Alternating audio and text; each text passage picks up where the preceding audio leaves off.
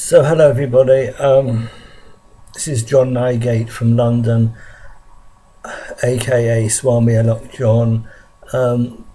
This is a little bit about historic childhood abuse, mainly in London schools. I don't know if anybody's interested. It's a long time ago. I was born in 1950. These events happened in the 1950s and 1960s. I should say that even 60 years on, all this is still swept under the carpet. There is a national commission about sexual abuse, and they can't find a chairman, a judge to chair it. It's such a difficult matter. Touches on the whole culture of England, really. I was born in England, so I just go through the schools and some of the history and how it affected me, and I hope someone finds it interesting. So from 1958 to 1962, I attended St Mary's Church of England Junior School, which was located at the top of Greyhound Hill, Northwest 4.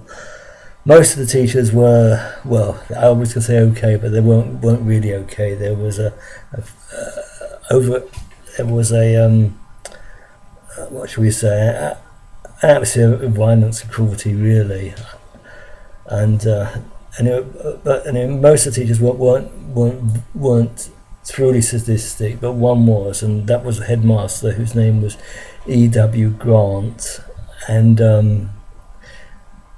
I just like to describe the beatings, because people don't, people have heard of it, but they don't really know what happened. And do remember that this is these children at this school were between the ages of about 7 and 11. Anyway, there was a school hall and a podium at the front of it, and Grant used to cane children during morning assembly. A child would be summoned to the podium in front of all the pupils of the school, and in addition to Grant and the child, there would be several teachers sitting on chairs on the podium in a sort of semicircle. So the child will be summoned in morning assembly. Grant used to tell the child to bend over and touch his toes. He did like saying it. I mean, it's quite a ritual. And then he would beat the child's, if it was a boy, his backside several times with a cane. And sometimes he would insist on shaking the child's hand after the beating. I do remember that these are children between the ages of 7 and 11. So I was terrified out of my wits, basically, by this man. And I've been diagnosed with obsessive compulsive personality disorder and avoidant personality disorder, and I think contributing factors were being living in extreme fear of teachers for several years while my brain and personality were being formed. So anyway, I was never actually beaten by the man, but I was terrified out of my wits for years. And as I'm sure many of you know, learning is not. The brain is not very good at taking in information when you're terrified out of your wits. Anyway, after St Mary's, I attended Orange Hill Grammar School for Boys from the age of 11 to 18, 1962 to 1969. And again, there was atmosphere of cruelty and violence in the school. Most of the teachers were okay, and there were school rules, and if you kept them, you probably wouldn't be beaten. But of course, well, I shouldn't say of course, but there was at least one teacher who took advantage of his position in order, I suppose, to indulge his sadistic lusts, really. And his name was Raymond Raymond C. Reffold, Reffold, and he was a teacher of French. And so I like to describe something that happened in our first lesson. This would be the autumn of 1962. I just arrived at the school.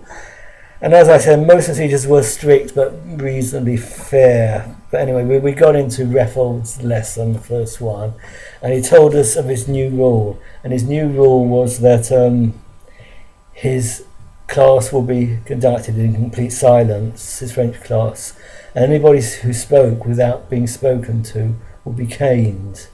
I should add, as part of the story, the ritual about caning at Orange Hill School was like this. The cane was kept in the head's office.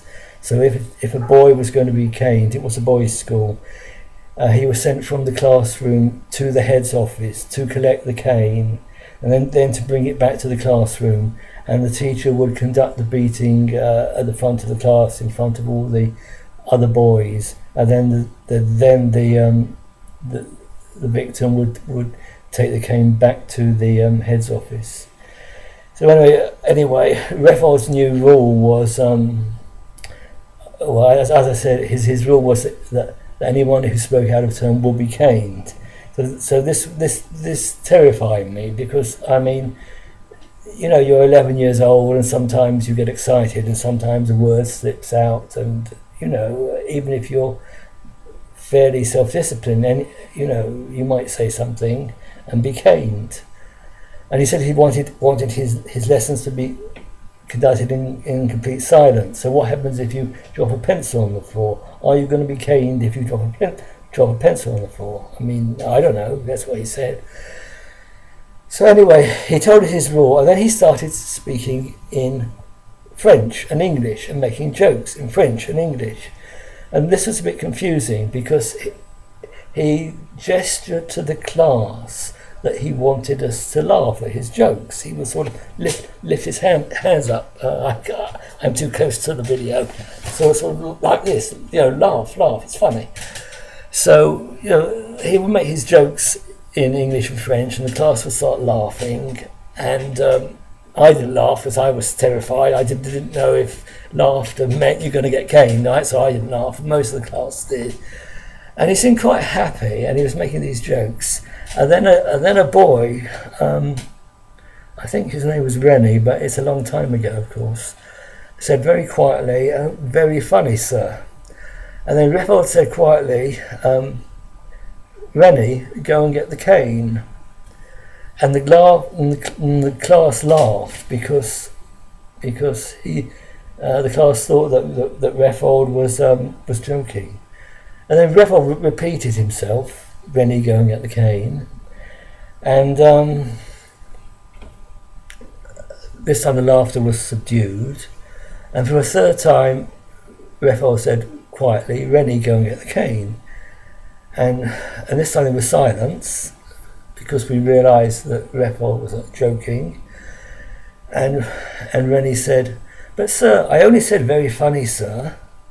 And Reffold said, "I told you that anybody who spoke without being spoken to will be caned. Now go and get the cane." And Rennie said, but sir. And then Reffold screamed, "Do you dare to defy me, boy?" And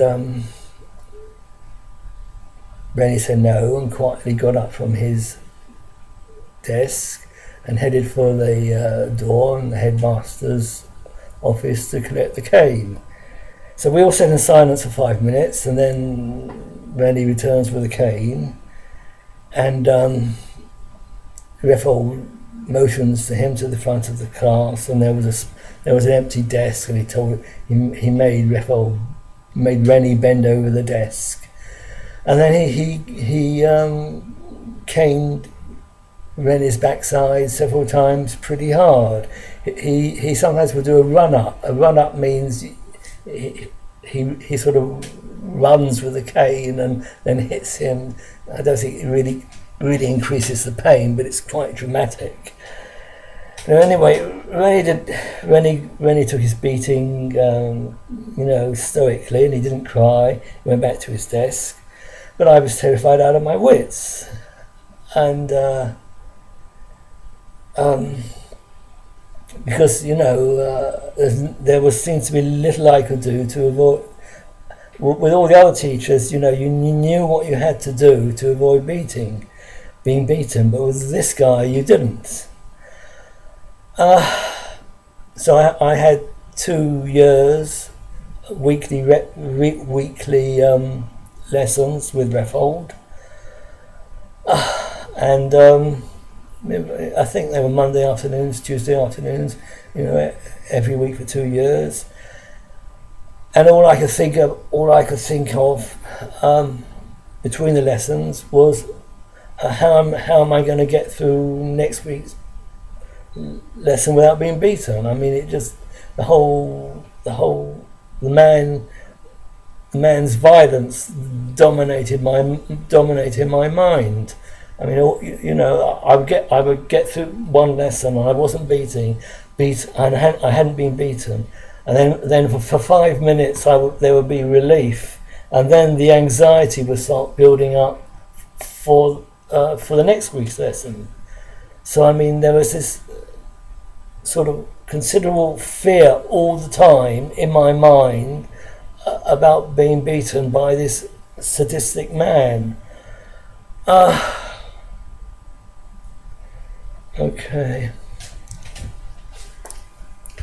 You can't pause this bloody thing. So let's try and go on with Reffold. I think I'm going to stop and do another one. I think I'm going to... No, I'll try and go on. I'm going to stop.